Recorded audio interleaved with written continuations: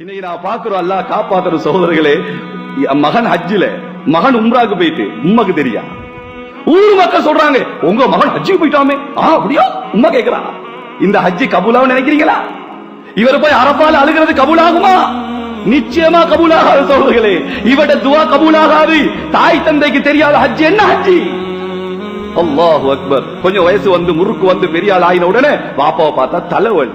பாப்பா கொஞ்சம் ஒதுங்கிறீங்களே பாப்பா, உங்களால பெரிய தலைவலியா இவருக்கு. உமா பார்த்தா உமா உங்க பேச்சு எனக்கு எரிச்சலா இருக்குமா, முட்டாள்தனமா பேசாதீங்க உமா, வயசு போனா ஒதுங்கிருங்களே. சுபஹானல்லாஹ்.